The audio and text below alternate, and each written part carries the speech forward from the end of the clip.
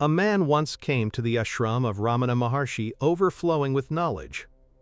He had read every scripture, practiced every method, and believed enlightenment was a puzzle to be solved through effort. He sat before the sage, quoting verses, comparing teachers, listing experiences. Ramana said nothing. He simply looked at him, not with analysis or judgment, but with an unbroken stillness that seemed to stretch beyond time itself. Minutes passed. The man's words began to slow. His voice trembled, searching for something to fill the silence, but there was nothing left to say. The mind, starved of response, began to collapse in on itself. And in that collapse, he felt something vast, wordless, and tender awaken inside him. Later, he told others, "I came here full of knowledge, but that silence spoke louder than all my words." That story is not about a man and a saint. It's about the collision between noise and truth. It's the moment when thought realizes it has never been in control.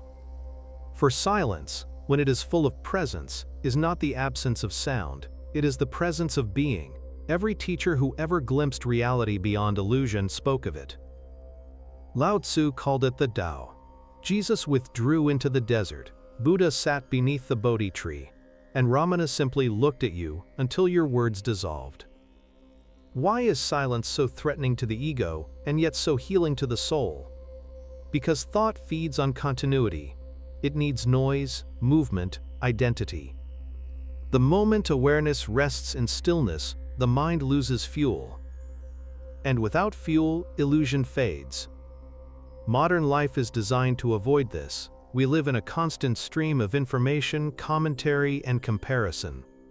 We've mistaken movement for life and noise for connection, but beneath the static hum of the world lies a still, radiant silence. The same silence that filled Ramana's gaze. You can touch it right now. Close your eyes for a moment and listen, not to the sounds, but to what remains when the sound stops. Notice that silence is not empty, it is alive. It listens back. It's not something you enter, it's what you are when the story ends. This silence doesn't need technique, it doesn't require belief. It is prior to both the believer and the technique. It's what remains when every attempt to become spiritual collapses. When Ramana was asked to define truth, he simply said, "Be still." Not think stillness, not understand stillness, just be still. Because stillness is not an act, it's a revelation. You don't create it, you remember it. The ego finds this intolerable. It wants enlightenment to be complex so it can keep participating. But reality doesn't need the ego's participation. Awakening happens when effort ceases to obscure what was always present. Imagine a lake on a windless night.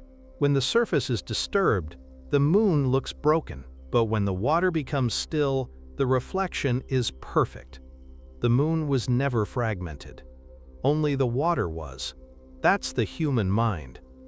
The divine has always been whole, only perception was rippled. Ramana's silence wasn't passive.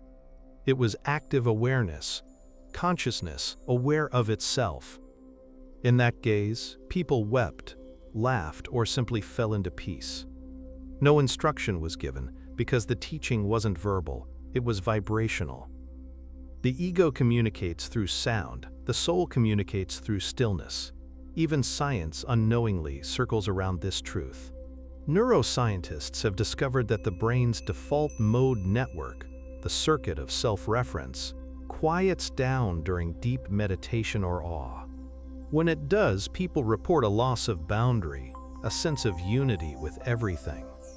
Silence, biologically, is the doorway to the infinite. So what does it mean to live this way? To let silence become your teacher? It begins by reversing your attention. Instead of chasing the next thought, turn inward and ask, who is hearing this thought? Don't answer conceptually, simply look. That look is self-inquiry, the very method Ramana taught when he did speak. And eventually you realize the I you've been chasing was never a person, it was awareness itself. In that recognition, life simplifies. You no longer need to defend opinions or prove beliefs. You stop talking to be right and start listening to understand. You start noticing that everything, wind, footsteps, breath, is speaking the same silent language. When silence becomes your home, every moment becomes sacred. Ordinary actions, drinking tea, washing dishes, sitting under a tree, shimmer with quiet significance. You discover that the divine was never hidden in temples or texts, but in attention itself. The world tries to convince you that meaning is found in motion, in accumulation, but motion without awareness is escape. The real revolution is not to move faster. It's to stop long enough to see that you were never lost. The greatest truths have no opposite. Peace has no enemy. It is the absence of conflict. Love has no opposite. It is the space in which both joy and sorrow appear. And silence has no sound. It is the space in which all sounds arise and fade. This is what Ramana's silence transmitted. Not doctrine, but direct experience of being. When a student asked him, "How do I find God?" he replied, "Find the one who is asking." And when the student persisted, Ramana said nothing. Because the question dissolves in the answer once the questioner disappears. True silence is not withdrawal, it's intimacy with everything. When you are silent inside, you hear life in stereo, the whisper of leaves, the rhythm of breath, the heartbeat of creation. Every sound becomes sacred because it rises from and returns to that still source. Even conflict loses its sting. When someone argues with you, you no longer defend, you listen from stillness. Their words pass through you without residue because nothing within you reacts. You've stopped taking ownership of noise. You realize that silence cannot be insulted. And here lies the paradox. Once you taste true silence, words become holy again. Speech born from stillness carries weight. It doesn't divide, it clarifies. When the sage speaks, silence speaks through him.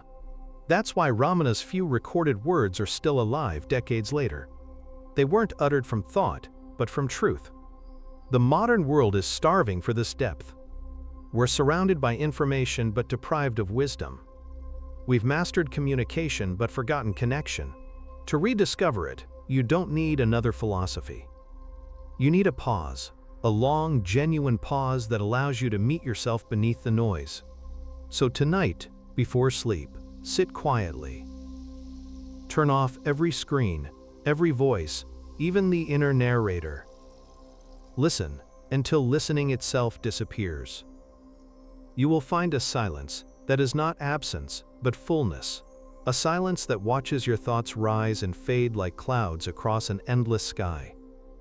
That silence is who you are. It was there before your name, before your story, before your first thought. It will remain after the last. It is what Ramana saw when he looked at the man who wouldn't stop talking. It's what he saw when he looked at everyone.